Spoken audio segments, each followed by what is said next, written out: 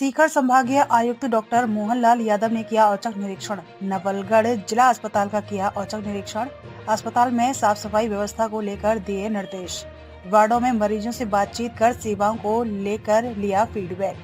सीकर संभागीय आयुक्त डॉक्टर मोहनलाल यादव आज अचानक झुंझुनू जिले के नवलगढ़ पहुंचे, जहां पर उन्होंने जिला अस्पताल का औचक निरीक्षण किया। संभागीय आयुक्त डॉक्टर मोहनलाल यादव ने जिला अस्पताल में ओपीडी, दवा वितरण काउंटर, वार्डों में निरीक्षण के दौरान उन्होंने मरीजों और उनके परिजनों से बातचीत करते हुए अस्पताल में उपलब्ध सेवाओं के बारे में फीडबैक लिया। निरीक्षण के दौरान साफ सफाई की व्यवस्था में खामियां पाए जाने पर उन्होंने अस्पताल के पीएमओ को सफाई व्यवस्था दुरुस्त करने के निर्देश दिए। पत्रकारों से बातचीत करते हुए संभागीय आयुक्त डॉक्टर मोहनलाल यादव ने बताया कि आज अस्पताल का औचक निरीक्षण किया गया है। निरीक्षण के दौरान व्यवस्थाएं दुरुस्त मिली हैं। साफ सफाई को और बेहतर करने की जरूरत है, जिसको लेकर निर्देशित किया गया है। पार्किंग व्यवस्था और अस्पताल में रात्रि के समय गार्ड की ड्यूटी को लेकर भी दिशा निर्देश दिए गए हैं। अस्पताल में सोनोग्राफी मशीन से जांच नहीं होने को लेकर उन्होंने बताया कि इसको लेकर राज्य सरकार को प्रस्ताव भेजा जाएगा, ताकि पद स्वीकृत हो और अस्पताल में आने वाले मरीजों को सोनोग्राफी सेवाओं का लाभ मिले। उन्होंने बताया कि अस्पताल में बढ़ते मरीजों के बाहर को देखते हुए ओपीडी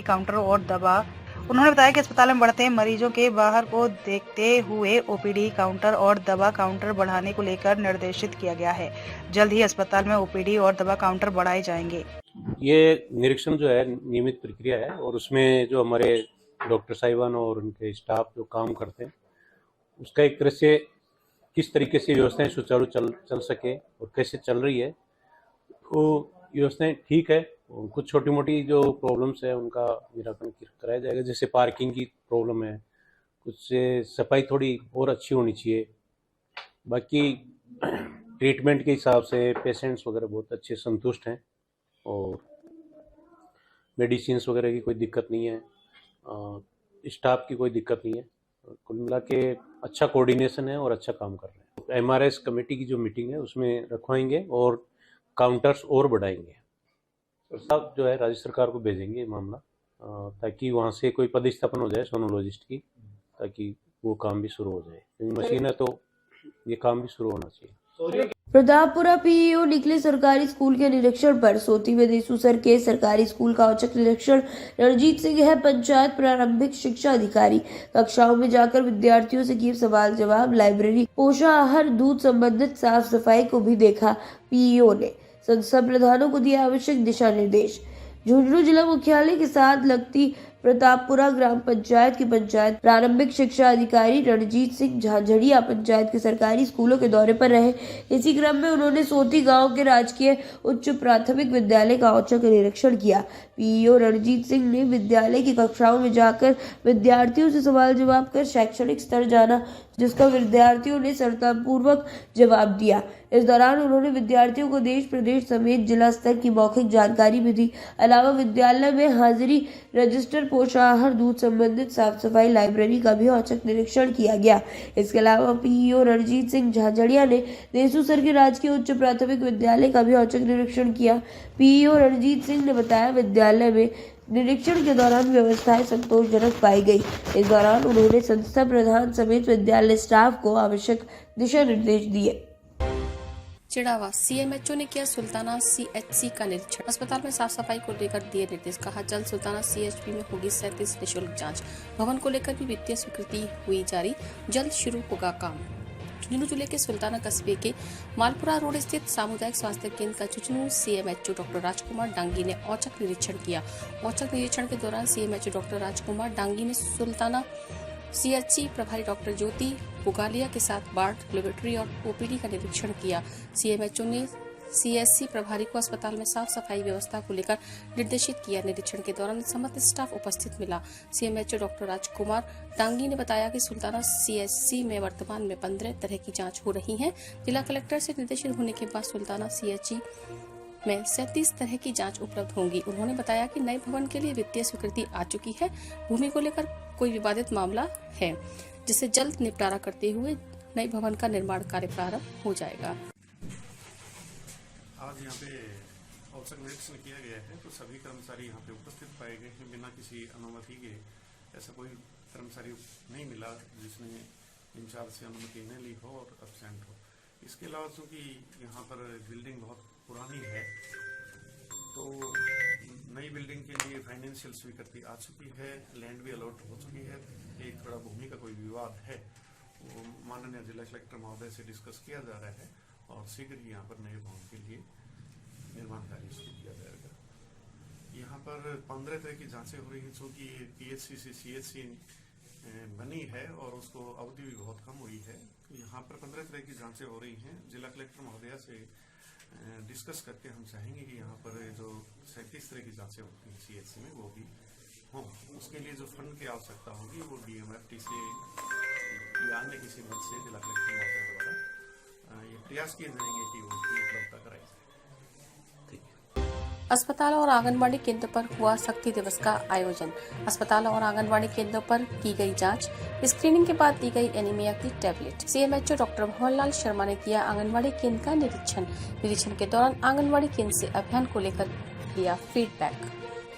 चिकित्सा विभाग द्वारा एनीमिया मुक्त राजस्थान को लेकर प्रत्येक मंगलवार को आयोजित किया जा रहा है शक्ति दिवस के तहत आज झुंझुनू जिले के अस्पताल एवं आंगनबाड़ी केंद्र पर गर्भवती महिलाओं व बच्चों के स्वास्थ्य का परीक्षण करते हुए एनीमिया की दवा दी गई। Deputy CMHO doctor Bhawanlal Sharma ने जिला मुख्यालय के प्रभात टॉकीज के पास स्थित आंगनबाड़ी केंद्र का निरीक्षण करते हुए शक्ति दिवस पर गर्भवती महिलाओं का रजिस्ट्रेशन दवा लेकर फीडबैक लिया। इस दौरान उन्होंने बच्चों को एनीमिया की दवा भी दी।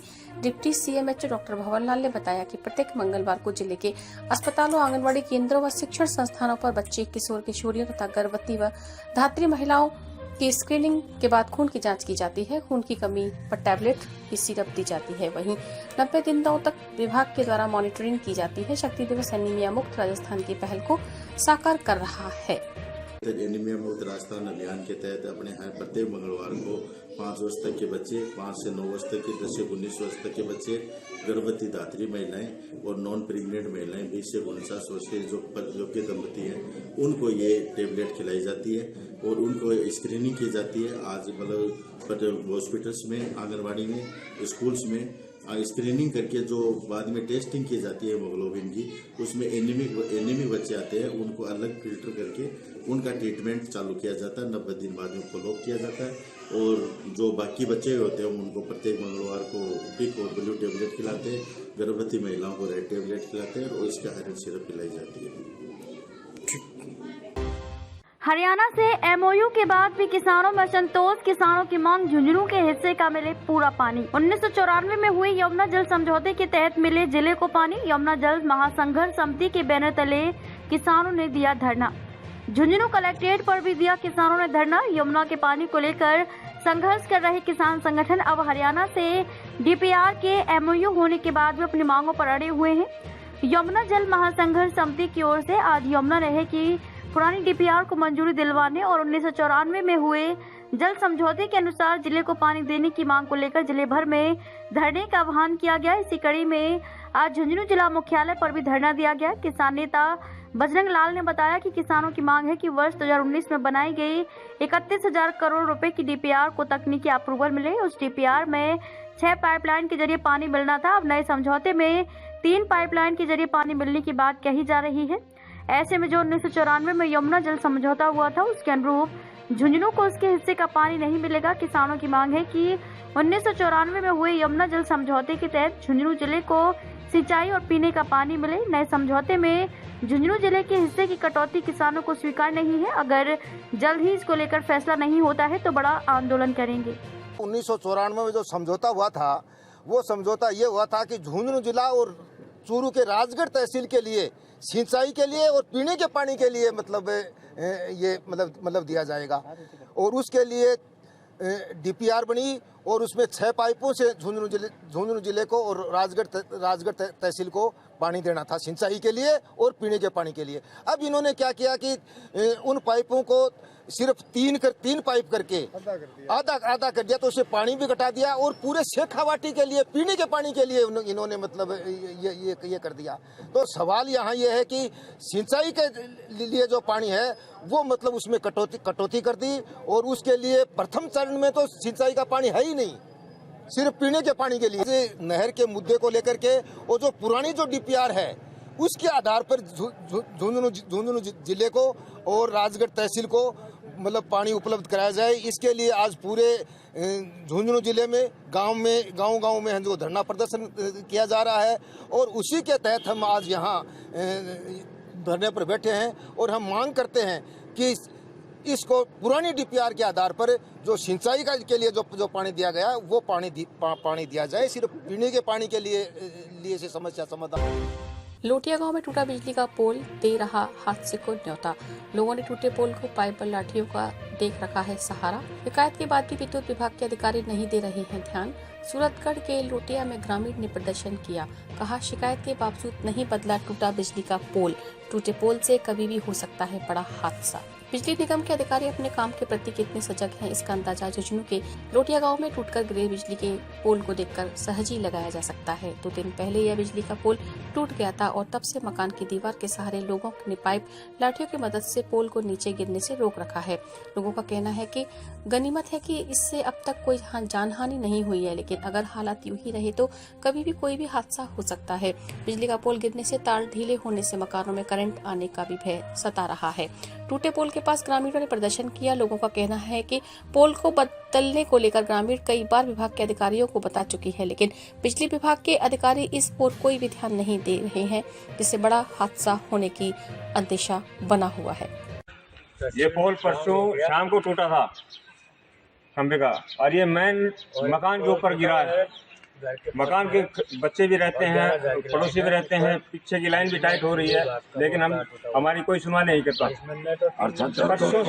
परसों से हम फोन पे फोन कर रहे हैं, लाइन में कहता है कल करेंगे, परसों करेंगे। आइए इनको कहते हैं, वो कहता कल करेंगे, परसों करेंगे। ठेकेदार नहीं आया है, फलान नहीं आया, देखना है। ये खतरे की घंटे आकर कोई हादसा हो जाए तो इसका जिम्मेवार कौन है? जनता जल योजना में लगे कर्मचारियों ने मांगा सही वेतन। बोले पदनाम के अनुसार मिलना चाहिए कर्मचारियों को वेतन। नई सरकार से जताई नियमितीकरण की भी उम्मीद। बोले 3 दशक पहले भाजपा ने शुरू की थी योजना, इसलिए अब इसी राज में न्याय की उम्मीद है सभी कर्मचारियों को। मुख्यमंत्री के नाम जिला कलेक्टर को सौंपा गया ज्ञापन। आज झुंझुनू में जनता जल योजना से कर्मचारियों ने प्रदर्शन किया और अपनी 2 सूत्री मांगों को लेकर मुख्यमंत्री के नाम जिला कलेक्टर को ज्ञापन दिया। प्रदेश जनता जल योजना श्रमिक यूनियन के प्रदेश महामंत्री और झुंझुनू जिला अध्यक्ष विजेंद्र सिंह शेखावत इंडाली ने बताया कि करीब 3 दशक पहले 1994 में तत्कालीन मुख्यमंत्री भैरव सिंह शेखावत ने ग्रामीण क्षेत्र में पेयजल व्यवस्था के लिए जनता जल योजना शुरू की थी, लेकिन 2011 में कांग्रेस सरकार ने इस योजना को पंचायत राज को सौंप दिया। काफी विरोध होने और संघर्षों के बाद जनता जल को फिर से 2022 में पीएचडी को दिया गया था। साथ ही 2023 में जनता जल में लगे कर्मचारियों को सहायक पंप चालक का पदनाम दिया गया, लेकिन कर्मचारियों को सिर्फ पदनाम दिया गया। आज तक पदनाम के अनुसार वेतन नहीं दिया जा रहा है, लेकिन उनके वेतन 26 दिन का ही दिया जा रहा है। विजेंद्र सिंह शेखावत ने पदनाम के अनुसार वेतन देने के अलावा नियमितीकरण की फाइल में लगे बेवजह के आक्षेपों को हटाकर नियमित करने की मांग की है। उन्होंने कहा कि भाजपा सरकार ने योजना चालू की थी, भाजपा सरकार ही उनके साथ न्याय करेगी, ऐसी उन्हें उम्मीद है। जनता जल योजना से निर्मित पंप चालक आज जिला कलेक्टर को ज्ञापन देने के आए हैं मुख्यमंत्री के नाम। मुख्यमंत्री जी की घोषणा के अनुसार जो जनता जल योजना सन 1994 में स्वर्गीय भैरव सिंह शेखावत के समय से चलती आ रही है, उस योजना पर 30 साल काम करने के बावजूद भी पंप चालकों के अकुशल श्रमिक श्रेणी का भुगतान दिया जा रहा है। उसकी मांग को लेकर एक नया सहायक पंप चालक का पदनाम दिया गया। उस पदनाम के अनुरूप वेतनमान का आदेश जारी नहीं किया है। उस आदेश की पालना अभी तक भी विभागीय अधिकारियों के द्वारा नहीं की जा रही है। उसकी मांग को लेकर हम पुनः ज्ञापन देने के लिए एक बार कलेक्टर साहब को सचिवालय के नाम आए हैं।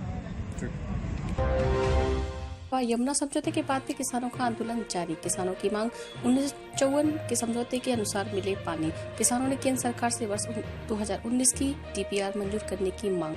लाल चौक सहित करीब 3 दर्जन गांव में किसानों का धरना। लाल चौक स्टैंड पर 50वें दिन भी किसानों का धरना जारी।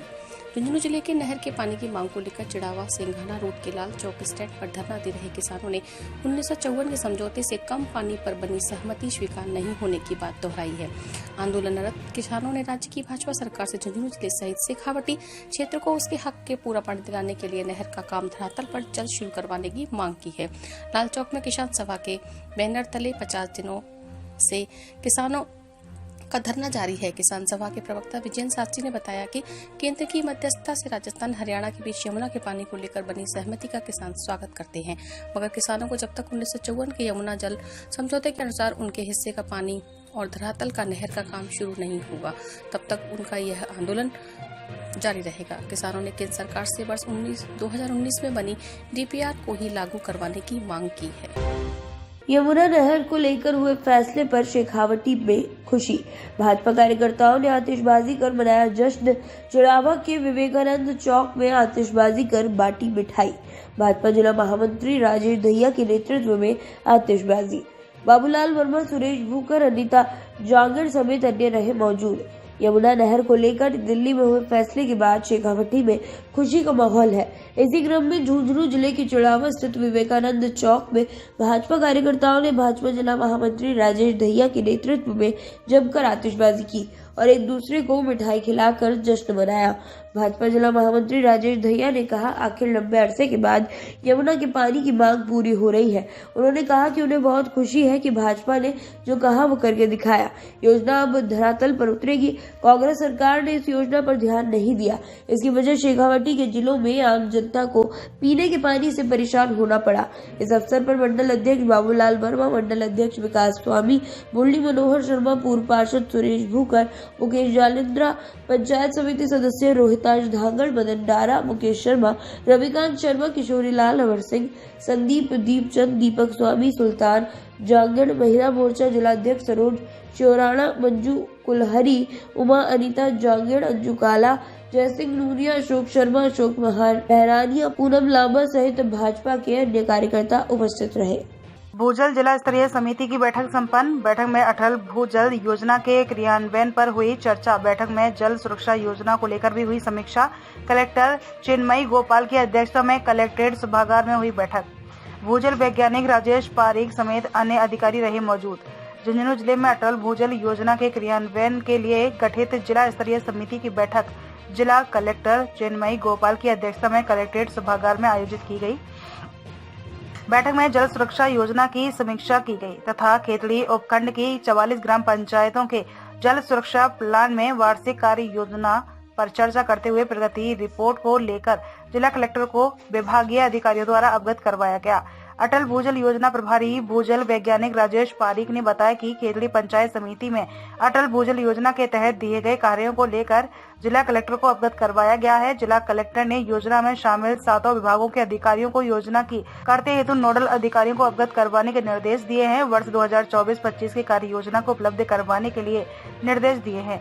जिला कलेक्टर ने वर्ष 2024-25 के लिए जल सुरक्षा योजना को लेकर भी निर्देशित किया।